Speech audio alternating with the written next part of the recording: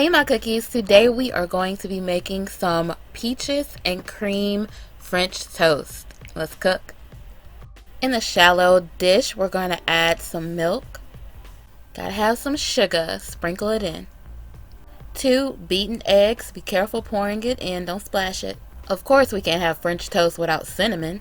Lastly, a little pinch of salt. Now whisk it good. In a skillet, toss in some butter and allow it to melt over medium-high heat.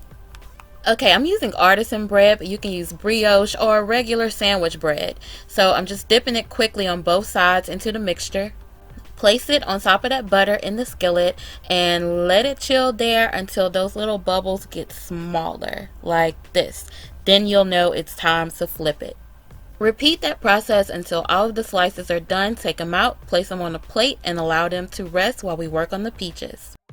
Using the same skillet, don't wipe that good buttery cinnamon that's at the bottom out. Just go ahead and add some more butter to it and allow it to melt. Now sprinkle in some brown sugar and stir it into that melted butter. We're making peaches and cream French toast, so gotta have a splash of heavy cream.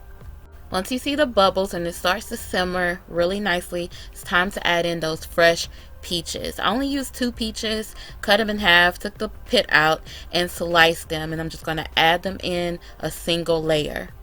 After my peaches have simmered for about 4 minutes, I go ahead and flip them over if I can get it to flip. And we're going to allow them to cook, well, simmer on medium for another 3 minutes on the other side. Can I even flip the thing?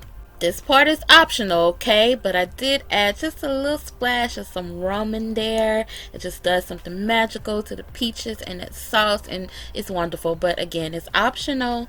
After I added in the rum, I turned off the heat, and now I'm just pouring in some pure vanilla extract. Mine is clear, that's why it looks like that. Gonna give it a stir, and it's time to eat. Go ahead and top your French toast with those peaches, and don't forget that yummy syrup that it made. I also added a dollop of some fresh whipped cream just to balance out the flavors. And cookies, that was it.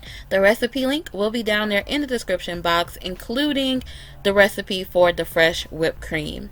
Thank you guys so much for watching. Be sure to give this video a thumbs up and subscribe if you enjoyed this. Until next time, I gotta eat. Be blessed.